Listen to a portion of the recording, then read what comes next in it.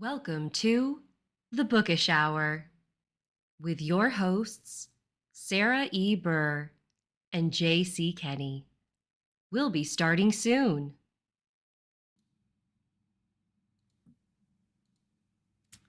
And we are live. Good evening, everyone. Welcome to our season finale of the Bookish Hour. I am Sarah Burr.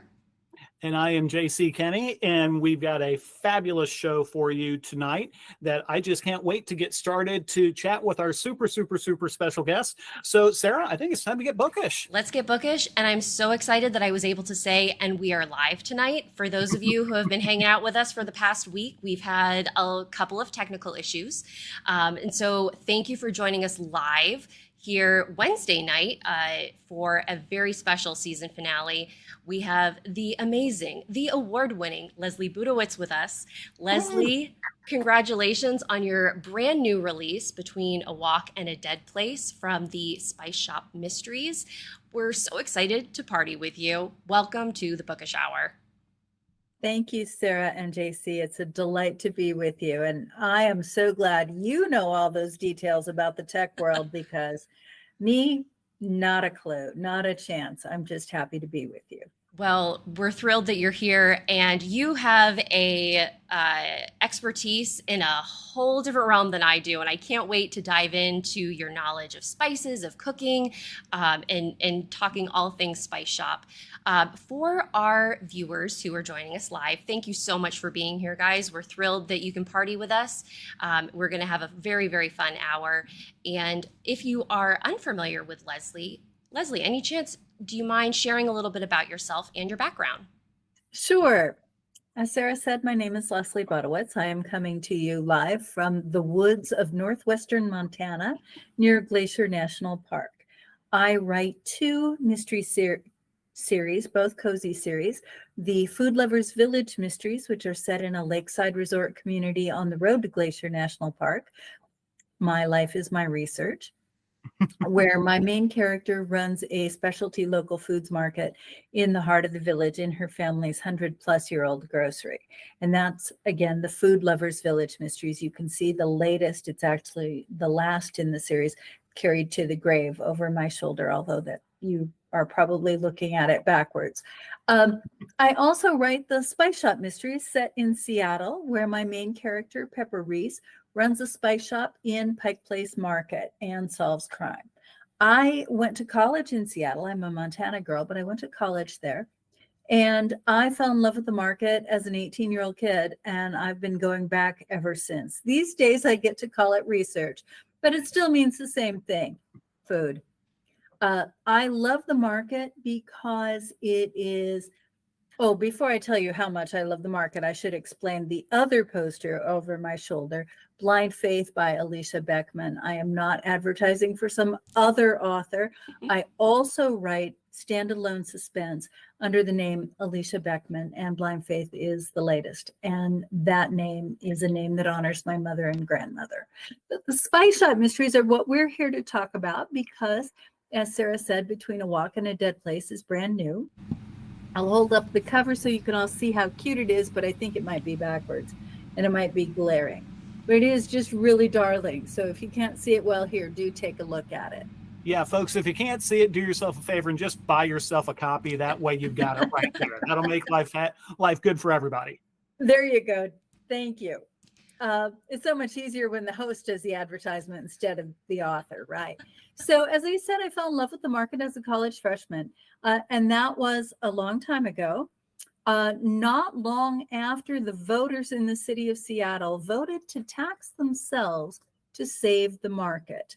There were urban renewal advocates in the 60s and 70s who wanted to tear the place down. But there were others who wanted to preserve it. It was founded in 1907 and is the oldest continuously operating farmers market in the country. There are some others that were founded earlier that took a few years break and all of that sort of thing. But the market in Seattle, I think, has a legitimate claim to being the longest at 17 years now. It is since 1907. So it's a collection of crazy wild buildings built at different times with different styles and different architectures, each with their own name and their own culture.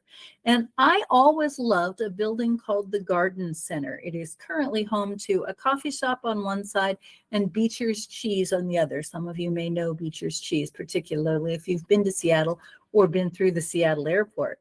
But I think it's also available nationwide. I've even seen it at Costco. And so that's mainstream, right? But I love the building. And so I borrowed the building, which is this pink stucco structure with dark green, forest green, Art Deco trim, very 1930s, very Northwest, very weird, very fun. And I made that into my spice shop. I love it. There's 7 books in the series so far. There will be at least 2 more. Oh, good. Nice. I have to ask, Leslie, when you were first spinning up the idea for the Spice Shop Mysteries, a couple things. What came first, Pepper's name or the idea that you were going to be writing about a spice shop? And did you always know that you wanted it to be in this urban setting that you then would make cozy? Did you ever visualize the market being like in the middle of a small town, or was it always like right in the heart of Seattle? So I mentioned my Food Lovers Village series. That came first. The first book, Death Al Dente, came out 10 years ago in August. And that won the Agatha-Award for Best First Novel, which is the teapot you see over my shoulder. And so that is a small town mystery, which is the classic cozy setting. There were already, by the time I started to write that in 2011 and 12, a few cozies set in a city, in the heart of the city. And so when I decided to write a second series, I chose the urban cozy because I wanted something different. I wanted a contrast.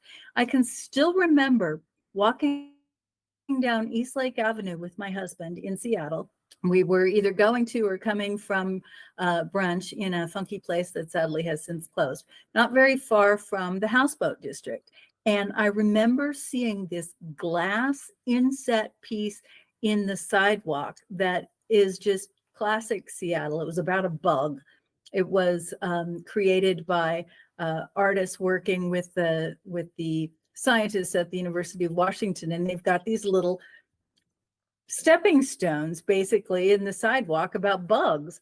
And I just looked at that and said, I have to set something here in Seattle. If I'm going to write a second series, it needs to be different from the first. Both are retail shops and both are first person.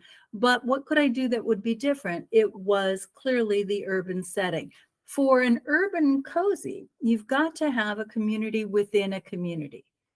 The best example I had at the time, and it's still an inspiration to me, is Cleo Coyle's Coffee House Mysteries, which are set in Greenwich Village in New York City, one of the most densely populated places in the country. And yet Cleo, which is a pen name for Alice Alfonsi and her husband, Mark Saraceni, they have created this world focused on the coffee shop. Some of the mysteries involve the staff, some involve Claire, the main character, and her family, her daughter, her ex-husband. Some involve neighbors, things going on in the wider coffee community, the roasters, and so on. And so there's all kinds of things you can do like that and still keep this community within a community. Well, the market in Seattle is something like 200 stores with doors. Maybe it's only 100. I get my numbers confused here. A couple hundred farm stalls and produce sellers, and a couple hundred craft sellers, and 100 bars and restaurants, and 500 people who actually live in the market, because there are apartments there, many of them low income and subsidized housing. And so and it's all on 9 acres. Plus there are something like 10 million visitors a year. So it's this incredibly vibrant place. And it is, in fact, owned by the public. As I mentioned, it was the voters who saved it. It's got a public preservation development authority.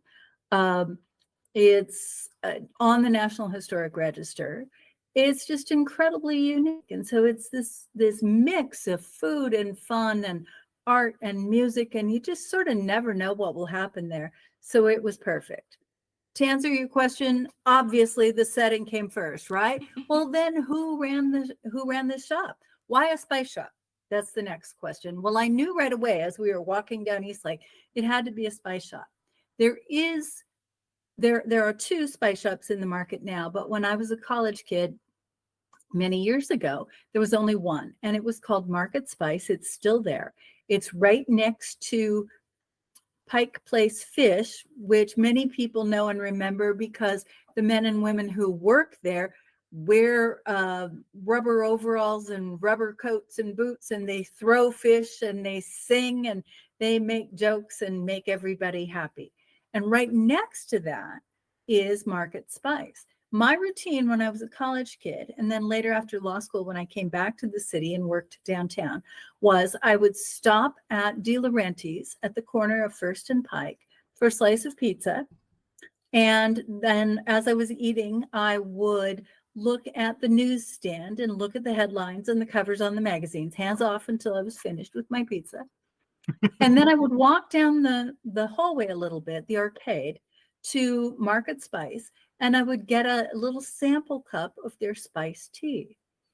I did not come from a foodie family, and so starting to smell all those things and see all those gorgeous colors of the big glass jars of spices and herbs was just fascinating.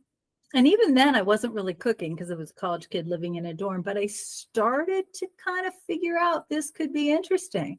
And then I would walk around the market a little bit more and pick up a cookie or a Nanaimo bar. And that was my routine. And it's a great routine, right? I'd love to be doing it right now, frankly. Although the place that sold Nanaimo bars closed. So I have to have a hazelnut chocolate souffle from Le Panier, the French bakery. Oh, poor me, right? I'm getting hungry. As you can see, you just put a nickel in me when we talk about Pike Place Market, and off I go. So the spice shop was just, it was the entree to the market for me, and the entree to so much more, the world of food and cooking. Well, who best to run that shop and to sleuth on the side than a woman named Pepper? I love it.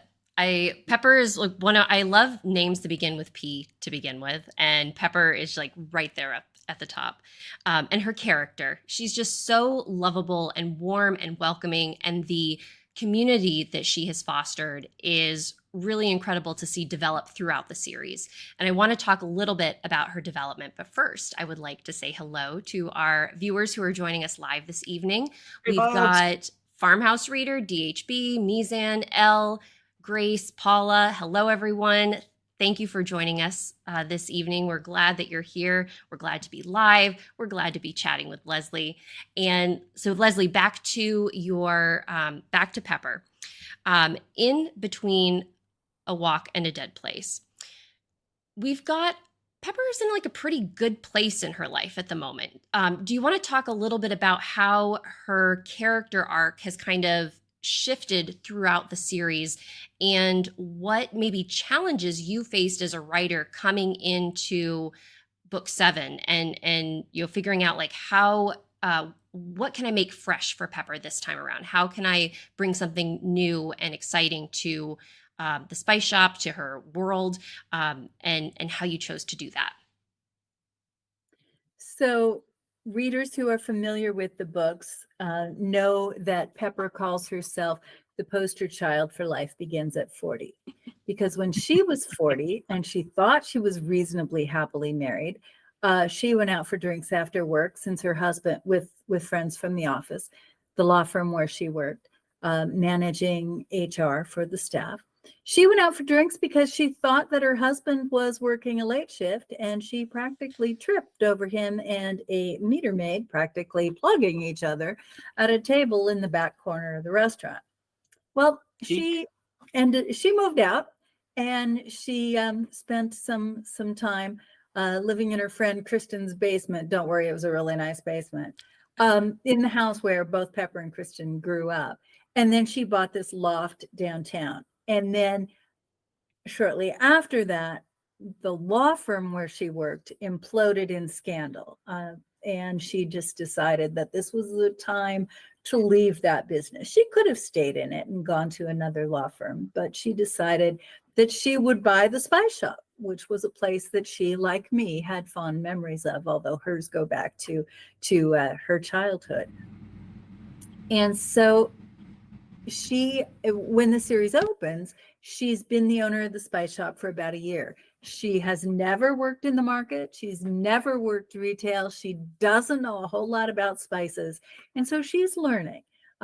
You mentioned the relationships, and one of my favorites is her relationship with Sandra Panella, who is the Spice Shop's assistant manager and who has been there for a long time. And Sandra is closely based on a good friend of mine, also named Sandra, a woman I met when I was a teenage bookseller and she was a few years older. And we worked at a small bookstore in Billings, Montana, where she still lives and where I visit her occasionally. It's still in the state, but it's 400 miles away, right? This is a big place. Anyway, she's just the most fabulous, perfect, cozy character. And so I had to put her in the story, and she loves it. She drinks up the books, and she sells quite a few of them for me, actually. Although I certainly didn't count on that when I put her in the book. That is a really important relationship, and that shifts a little bit as the story progresses. But the personal arc is probably the one you're really more interested in. Her former husband, Tag, is a Seattle police officer who is on the bicycle patrol, and his beat includes the market. And so he is still part of her life. She sees him almost every day. And we go through a little bit of an arc there where at one point he kind of wants to get back together in Guilty as Cinnamon, and she doesn't. And then maybe she changes her mind. And then she meets the guy that even Tag the ex-husband, even Tag says of Nate, no, he's the one. And he is. But conveniently for me, he's a commercial fisherman, so I don't have to deal with him all the time. He's here again and gone again. And in between A Walk in a Dead Place, which is the 7th book, Nate is away in Alaska fishing on a boat that he and his brother own together. We meet the brother in book 6, and I think, which is the Christmas book, Peppermint Barked. And I think Bron, the brother, will be back. I don't know, because I don't know what's going to happen in the future with Pepper and Nate, but I am pretty sure they are going to stay together. People have told me she dated a couple of crumb bums in those first few books. This is the guy, right? Yeah, he is. But that doesn't mean that things won't be bumpy a little bit. And in fact, they are a little bumpy in Walk. Pepper goes to the Lunar New Year festivities, and she actually gets a little bit lost in the Chinatown International District, even though she is a Seattle native. It's a bit of a tangle town, and she gets a little bit misplaced, and she sees a woman come running out of an old building that she doesn't even know what this building is. And the woman turns out to be Roxanne, who we have met before in Chai Another Day. Roxanne is a museum curator at the Seattle Asian Art Museum. She describes her job as curator of small, weird things, most of them Asian things. She is also the younger sister of Nate's former wife. He's not in touch with the former wife, but he is in touch with Rox. And so Pepper knows her. And Roxanne is completely freaked out. She's found a dead body in the basement of this old closed residential hotel. And so that's where the story goes from here. The relationship arc that Pepper has with Roxanne is I think kind of interesting, but it also leads to some discoveries about herself and about Nate. And that was fun, and a lot of it surprised me.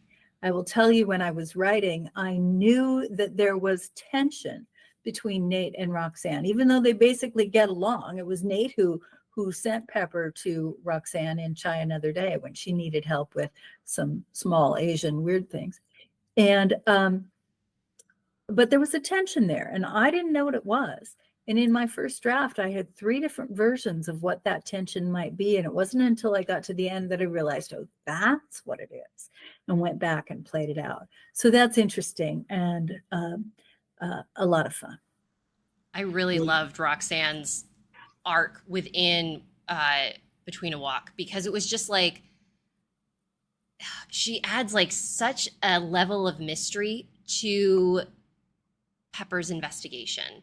And because it's like, oh, I have this friend here, but is this a friend? Is this a foe? Is this a friend of me? Like, what have we got going on? And it was such like a nice, like teasing mystery that I really enjoyed. And I really enjoyed her character too, because she brought this, a lot of information about the antiquities business. And when we speak with authors, JC, and we're always talking about the research process and what you're looking up and what you're discovering while you're writing. And so I'm wondering if you could share with us a little bit, Leslie, like what was the instead of like the deep dive that you do into food, did you have to do that same deep dive into these antiquities? Not so much the antiquities, but into the hotels. Mm-hmm. I did not know the CID, as it's called, the Chinatown International District, very well when I lived in Seattle, and I haven't lived there in nearly 30 years. I knew it a little bit, but I didn't know it super well. And when my husband and I were in Seattle a few years ago, we went to a place called the Wing Luke Museum. And it is a museum chronicling the experience of the Asian community in Seattle and the Pacific Northwest. And attached to it is a place called the Kong Yik Hotel. And it was built in the early 1880s. And it was a community center and a residential hotel for Chinese laborers, who were a big, hugely important part of Seattle's economy in the early decades, especially in the cannery and railroad businesses. And later on, the hotel had a much more diverse clientele, but it still had those really deep roots in the Chinese community. And I started to think, what if there was a body in the basement of this hotel? And so I created my own called the Gold Rush, which is located on what was, when I last saw it, a vacant lot, not far from the Wing Luke Museum. And started thinking about what was in the basement. And the truth is, I didn't actually know until I got fairly far along in my planning. I am a planner, and I did have an outline, that what was in the basement was, and it's not a spoiler to say this, a Chinese pharmacy. Well, guess what? I happen to be married to an acupuncturist who has been in a lot more Chinese pharmacies than I have had, and who has been to China.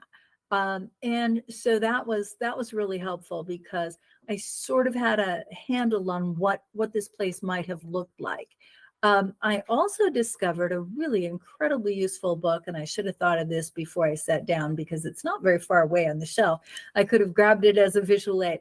It's called Building Tradition, Pan-Asian Seattle, Building Tradition. And it's about the residential hotels in Pan-Asian Seattle. And it is by a woman named Marie Rose Wong, who is a professor at Seattle University, coincidentally, where I went to college. And it is just a really fascinating book. You would think it might be kind of dry, but it's really not. She tells the history of the Asian community, not just the Chinese community, through these residential hotels. And she's got maps of what was where and where the CID moved, because it was incredibly pressured by development and all of that, and by the fire of 1889, and all kinds of interesting details like that. Well, I certainly remembered knowing about the fire of 1889, the Great Fire it's called, and some of the effects it had on the city. Visitors who've been to Seattle know it's got a lot of hills. Well, it had a lot more of them. Why the white settlers thought it made sense to live there, I have no idea.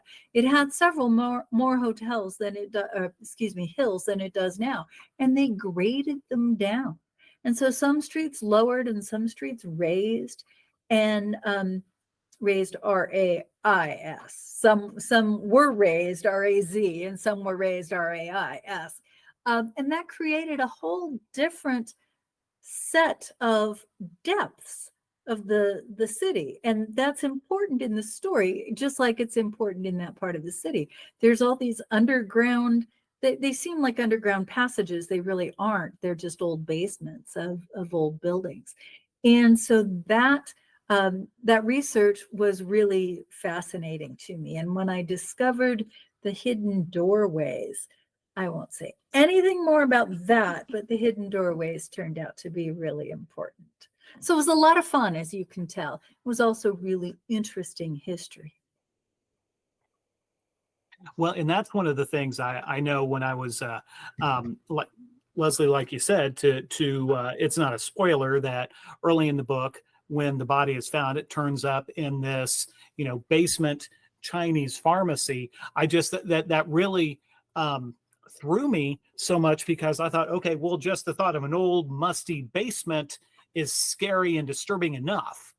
So to have a body discovered not just in something, and I don't want to say it's typical, but we read lots of stories where there's spooky things down in the basement, but then to find this hidden treasure, I just thought that was of the pharmacy, that was just so cool. And we don't have stuff like that in Midwest, so it was just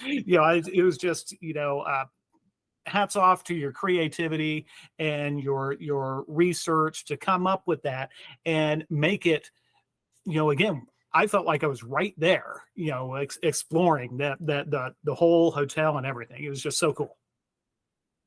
Oh, thanks so much. I should say 2 points of clarification. It is a freshly dead body, not an old one. Mm-hmm. And so we've got a current mystery, as well as the mystery of why this pharmacy was left intact in the basement of the old hotel. And I should also say that the pharmacy in Seattle is fictional. To my knowledge, there are none in Seattle. There are a few scattered around the western part of the US and Canada, but to my knowledge, none in Seattle. I think into what JC was saying about being pulled into the scene, we're smelling the sense of the festival and hearing all of the music and the color and the descriptions that you put together, Leslie, are just so vivid and jump off the page. I would love to know more about the writing craft and how you've honed your craft over the multitude of books that you have written. But before we do that, I do want to pause for a quick moment, and because we're almost halfway through our Bookish Hour, and we have a wonderful giveaway opportunity for our viewers joining us live. Yay. Leslie is generously giving away a copy of A Salt and Pepper, which is the first book in the Spice Shop Mysteries. However, she has also offered that if you own A Salt and Pepper already or have read A Salt and Pepper already, she would happily send you a later book in the series. So that's a little point of clarification there for our giveaway. Folks, you want to make sure that you are logged into your Google or your YouTube account. However, you can access the chat feature. Leslie, would you like to share what the magic word is for folks to type in? The internet just froze there for a moment, but I think you were asking me to say the secret word, Yes. right? Yep. Yes. You got it. It is paprika. Paprika. Nice. It is one of Pepper's many nicknames, and it is one of my favorite spices, particularly the smoked version. And Pepper uses it in the book. Yes, and it's like I think it ties in so nicely. So folks, if you would like to enter in for our giveaway this evening, make sure you type in the word paprika. We will announce our winner at the end of the show. And before, sorry to interrupt you, JC. Before we get to my question about craft, we actually do have a question from one of our viewers.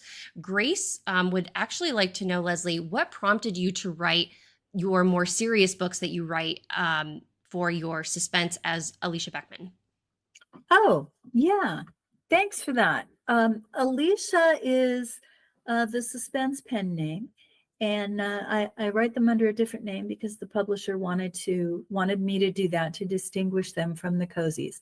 They're a little darker, a little moodier, They are not gory in any sense, but we don't have the jokes. We don't have the foodie focus, although my characters do eat and cook. I don't trust characters who don't. I love the cozy, but I also love suspense. I like a little darker, moodier story. And I'm very much inspired in the things I write, particularly in Blind Faith, the one you can see over my shoulder, by Laura Lippman.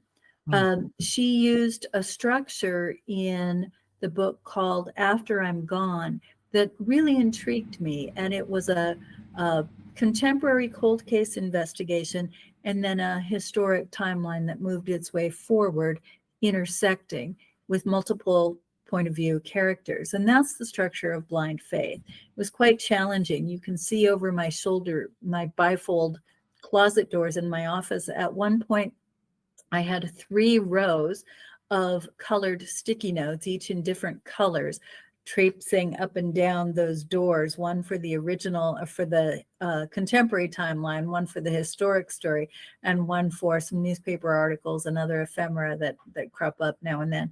That was my at-a-glance outline. I did have a more detailed one, but if I needed to know what's going on right now, I just glanced at the closet doors. Many of us have a lot of different kinds of stories in us, and that's really why I decided to branch out a little bit. Well, and along that line, if I can ask, to Leslie, you mentioned you have an Agatha-Award behind you, but let's not sell yourself short. That's one of 3 that I believe, and feel free to correct me if I'm wrong, but I don't think I am, that Leslie, you may be the only person in the history of the universe who has won an Agatha in 3 different categories. I believe, fiction, nonfiction, and then for short stories. I believe that's correct, right? It was briefly correct. Okay. That I was the first author to win Agathas for both nonfiction and fiction. The nonfiction came first, and then fiction, and then several years later, short story. There is one other author, Hank Philip B. Ryan, who has also got the 3 categories, and maybe she's got a 4th that I'm not remembering at the moment. I don't remember what all they are. Contemporary. Oh yes, she does have the 4th category because she's got best contemporary novel. But for a short, sweet time there, I was the first person to have both fiction and nonfiction. So Right. that's good company to be in with her. Good company. Right? I was just going to say it. Good company with me. Well, yeah, and again, to your point about you love cozies, but under Alicia, you wanted to write something a little bit different, and obviously, with the fact that you have your nonfiction, you have the nonfiction book as well as your short stories, you're writing all kinds of stuff. That's just amazing. Well, thanks. I should mention for our viewers what the nonfiction book is. I don't have a copy of it close, so I can't show you the cover backwards. It is called Books, Crooks, and Counselors, How to Write Accurately About Criminal Law and Courtroom Procedure. And it's a guide for writers, obviously, on using the law in your fiction. And it is based on my long time, nearly 40 years at this point, as a practicing lawyer. And the short story is All God's Sparrows, a Stagecoach Mary Fields short story. And Stagecoach Mary Fields was a real life historical figure who lived in Montana in 1885, 1884 to 1914, actually. And the story is set in 1885.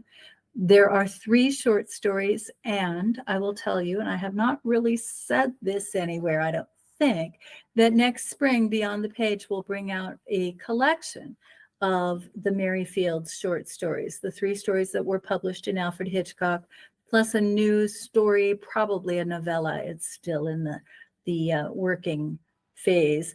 And we think it will be called All God's Sparrows, which is the name of that Agatha-winning short story. Wow. She's a terrific character, and I am really grateful that the editor at Beyond the Page, Bill Harris, saw the potential in her. That's amazing. How, You heard it here first, folks. yeah.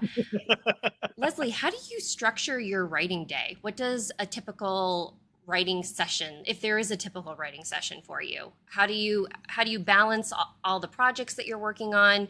Do you have like tips and best practices that aspiring authors can follow? What's the secret?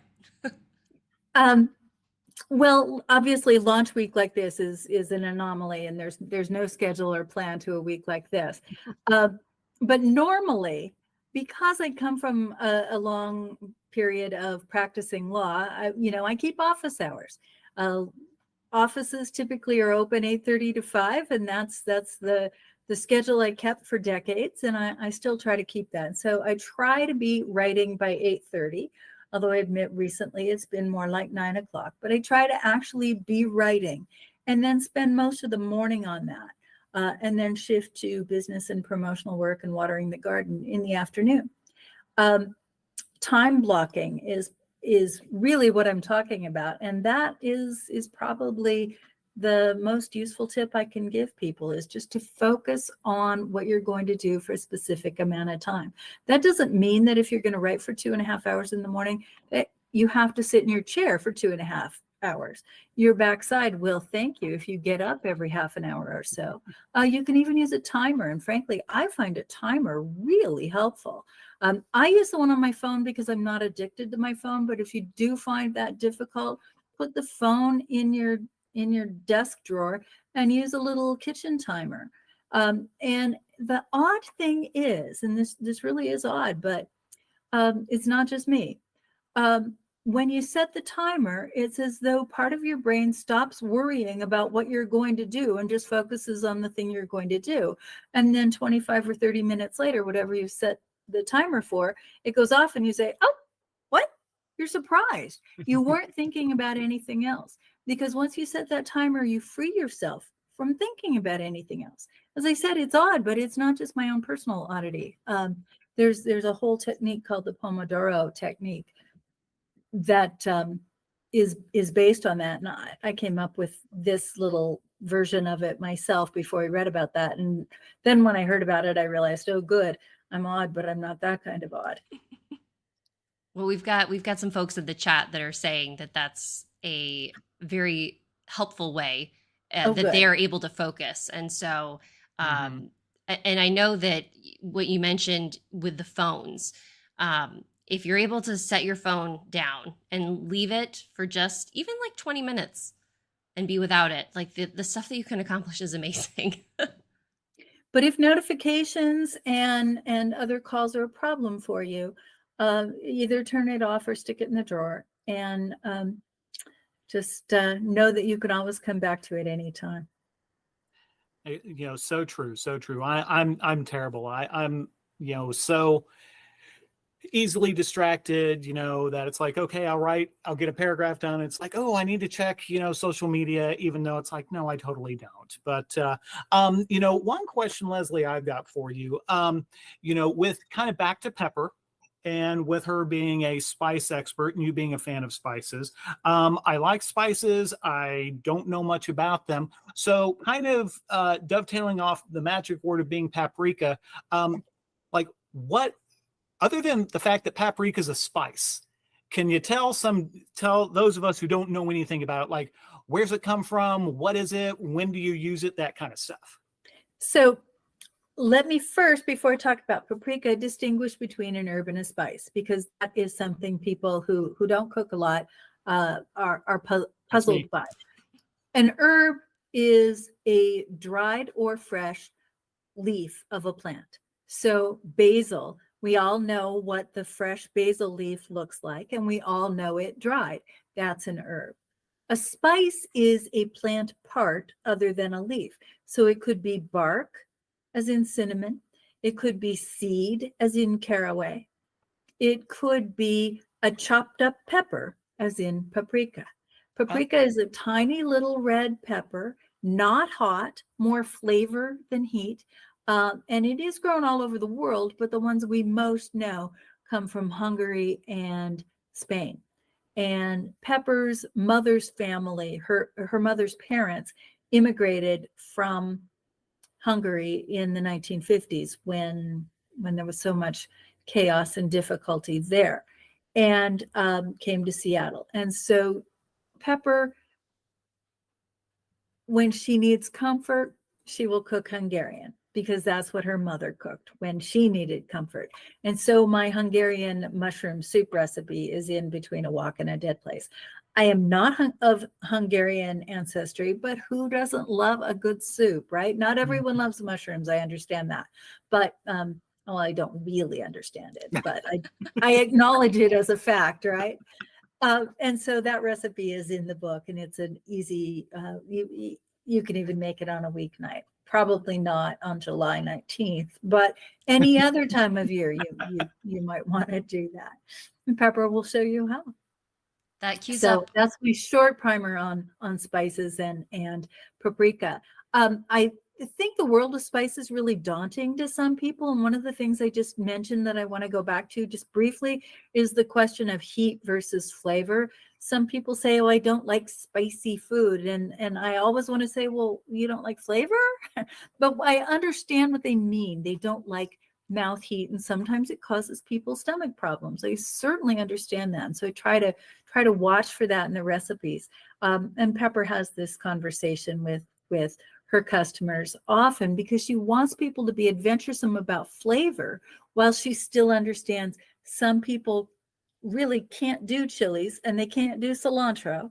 And so she wants to find other ways for them to find pleasure and joy in food. That cues me up for my question perfectly about your recipes. Your books have fabulous recipes in them. How do you go about deciding what makes it in the book? How do you come up with these recipes to begin with? Like, as someone who writing cozies but would never, ever, ever in a million years attempt to do a recipe because I'm also very useless in the kitchen. I love hearing about the process of these experiments that you do, because not only are you experimenting with words, you're experimenting with flavors and these dishes that people are putting on their table after they read your book. Well, I'm glad that you enjoy them, even though you are not a cook, that you enjoy hearing about them, enjoy reading them. And that's part of my goal. And I'm really glad to hear that I struck the right note there for you. And I hope for other readers too. All the recipes are my own creations or adaptations, and they have all been test driven in my own home kitchen. I am not a trained chef by any stretch of the imagination. I'm not even a trained cook, unless you count watching Julia Child videos. But I learned to cook because I love to eat, and because it's an endless source of learning and of pleasure. And we all need to eat every day anyway, so it might as well be fun, right? And then, as I said, I discovered the world of herbs and spices when I was a college kid and was always intrigued. So when I started to teach myself to cook, that was one of the places I went. How are the recipes? How do I choose them? How are they set up? Well, I always know the spice for the book before I start writing. It is part of the title. It is usually part of the plot, and it certainly is part of the storyline. And so I can't really change the herb or spice midway. That would be a problem. What that allows me to do is feature a blend right at the beginning that the spice shop is selling, and then focus on things that will use that, although not every recipe in the book uses that particular blend. For example, in wok, the blend is Chinese 5-spice. Well, that's not in Hungarian mushroom soup.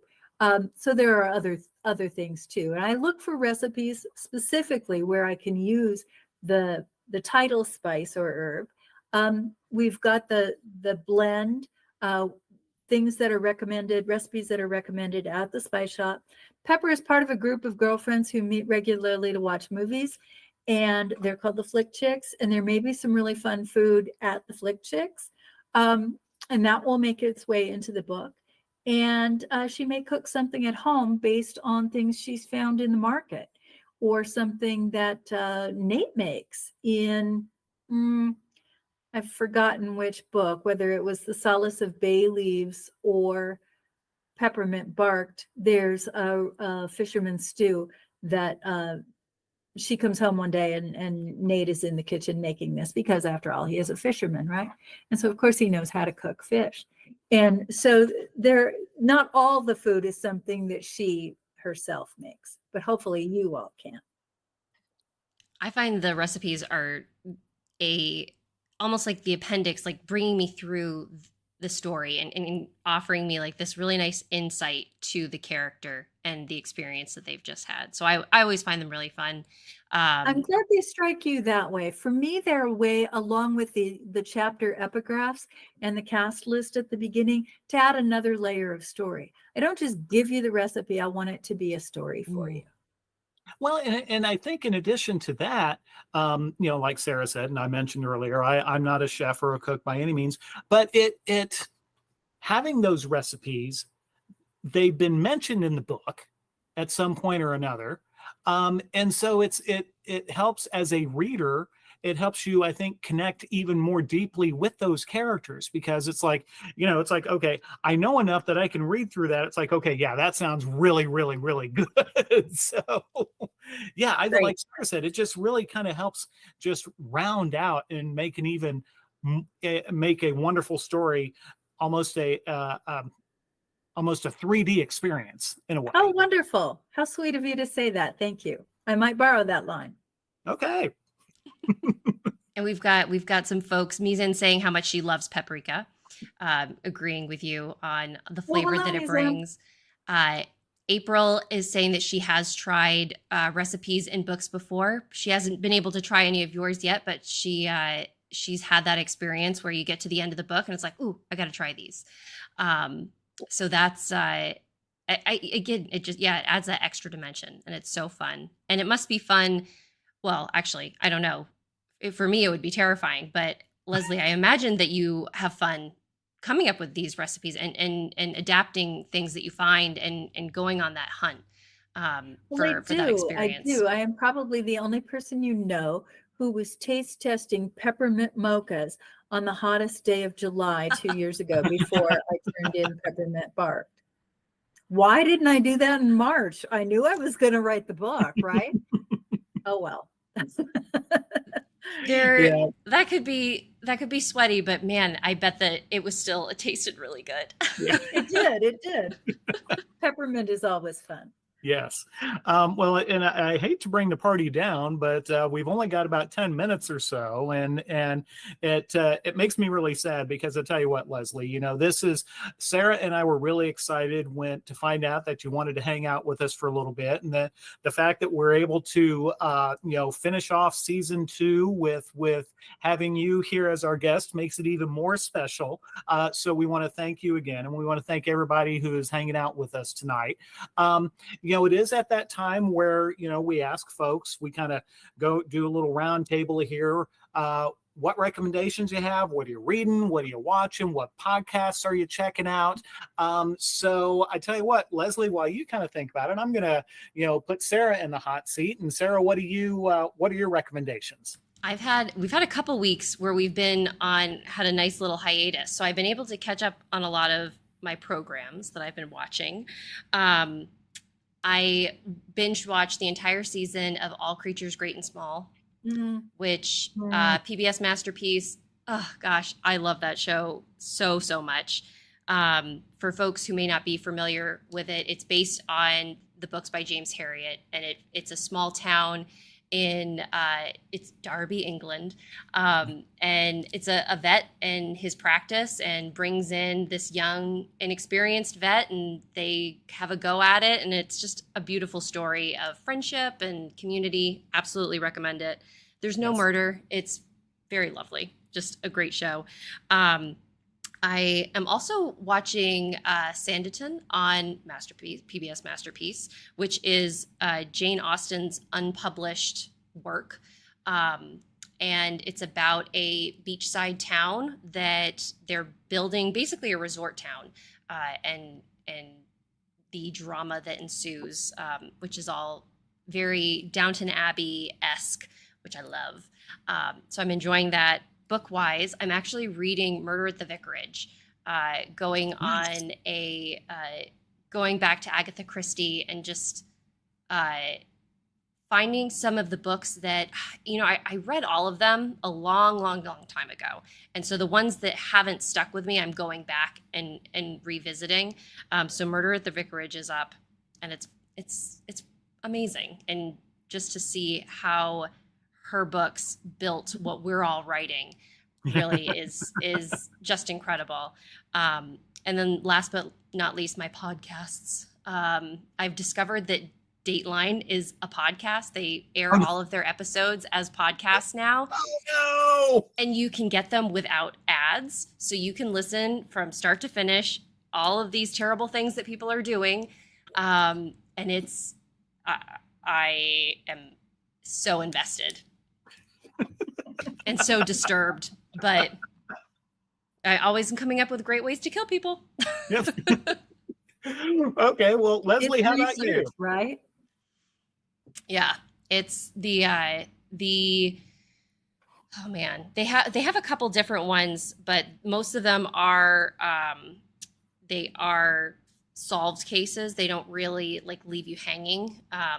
A lot of the times though, I'm like so on the side of the person that I don't want to be on the side of, and I'm like, wow, they really like hooked me with their interview, and it's crazy.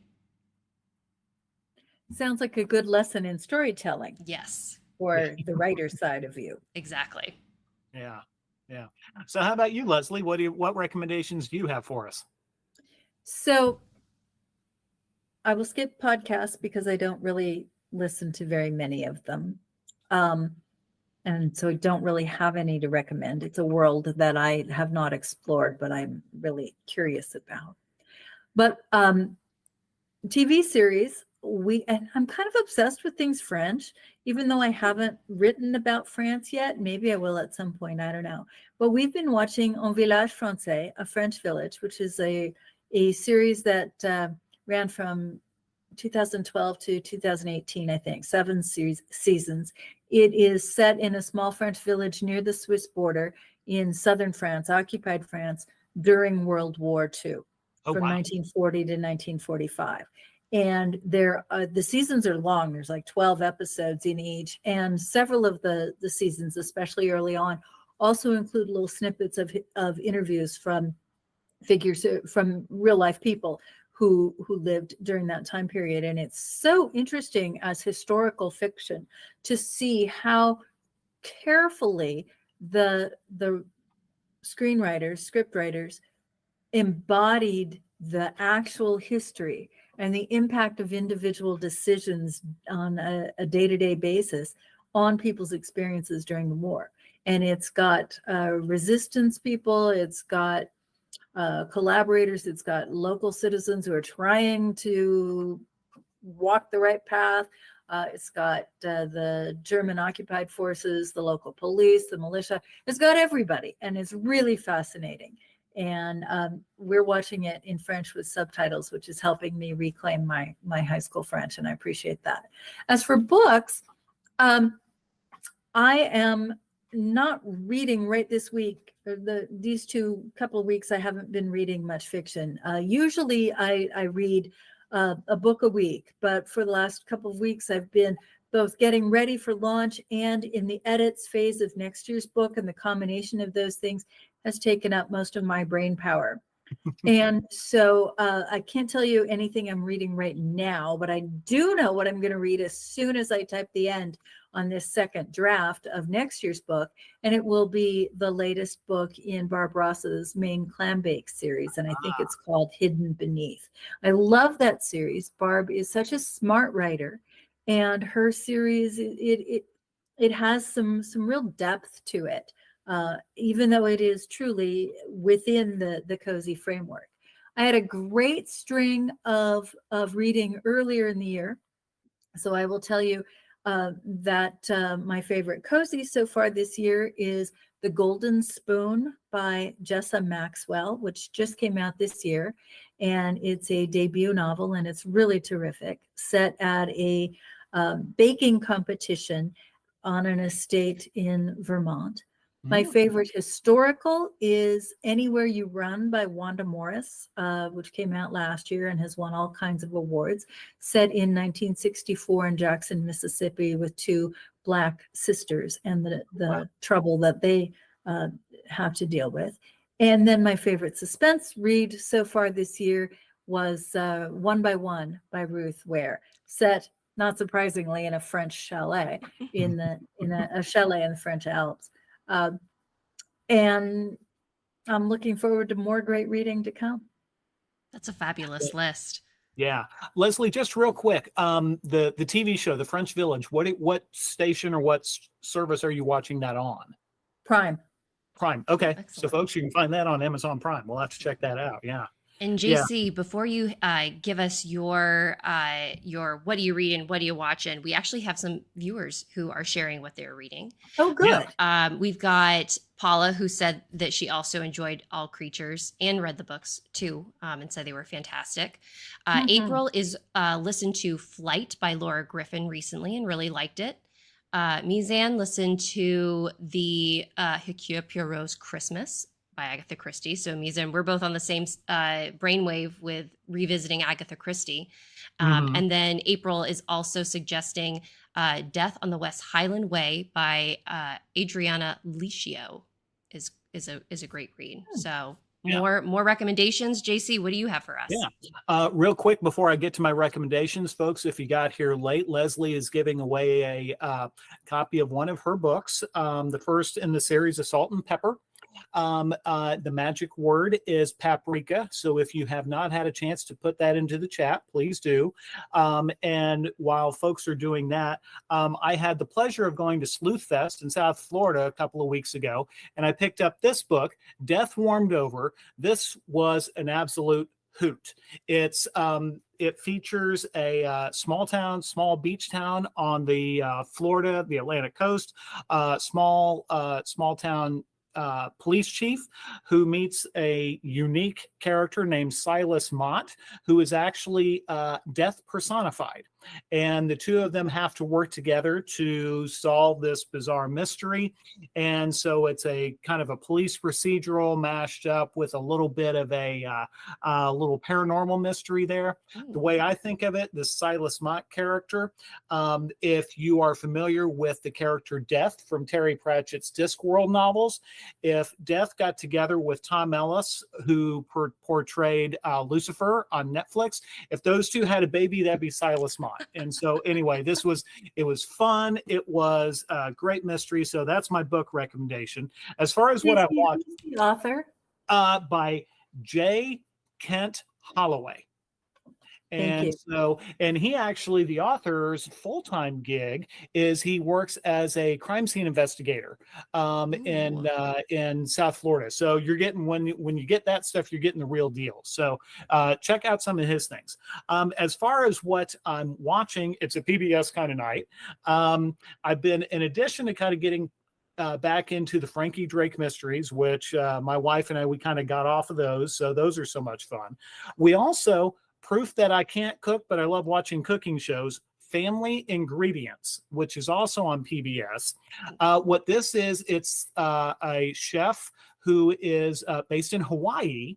And what he does is he meets up with other folks there in Hawaii, and they talk about dishes or things that they eat that they love, and then they trace the history of those foods back to where they came from. So like in the very first episode, he takes a trip with his guests to Puerto Rico to explore the origins of the dish that she talked about a lot, that she loved growing up. So it's really fun because it's kind of food, it's travel, it's culture. And so it's a lot of fun. So that's on PBS. So it's called Family Ingredients. So check that out if you need to get your, some of your, your food fix. That sounds delightful. Yeah, it does. Well, folks, we have come to the end of our bookish hour, of our final bookish hour of this season, Fear not, though. We have content scheduled throughout the remainder of our summer with our show, The Bookish Moment. So make sure that you subscribe and like to our channel so that you can get notifications when we will be live. We also have a sign-up form on our website. It's bookishtime.com, where you can get an email notification every time that we're having a new episode air. So you can always be in the know and always be bookish with us. Yes. Leslie, it has been phenomenal speaking with you. We're so excited that we got to connect. We got to celebrate your new release, that you got to be here and just like... Oh, I'm supposed to show the book, aren't I? The book. We can soak up all of your amazing, My shoulder. amazing advice and talent, and just absolutely wonderful. Thank you so much for being here. We have a winner for you this evening. Before you do that, can I Yes, say thank you? of course. Thanks to the two of you and to your readers and viewers for welcoming me. And congratulations on 2 full seasons of the Bookish Hour. You're a great addition to the mystery world, and it's just been a delight to visit with you. Well, thank you. Okay, That let's means find our winner. that means a great deal. And Yes. for Yeah. our winner tonight, Safe folks, drum roll. we have the winner of a salt and pepper or one of Leslie's Spice Shop mysteries of your choosing. Our username is April Wanstrom. Congratulations, April. Welcome. We're very glad that you joined us here this evening. Yeah. To receive your winnings for this evening, if you could go ahead, April, and email us at giveaways@thebookishhour.com. We will forward your information on to Leslie so that you can enjoy her amazing writing. Yes. So again, congratulations to our viewers who joined us here live. Thank you so much. We're so glad that we got to hang out with you tonight.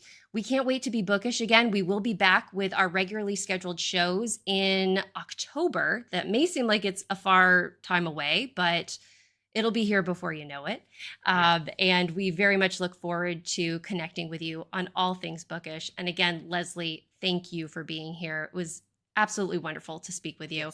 And we hope that you'll come back and chat with us more. My pleasure. Thanks, Always. everyone. Have a great rest of your night. Bye-bye. Good night. Thanks, everyone.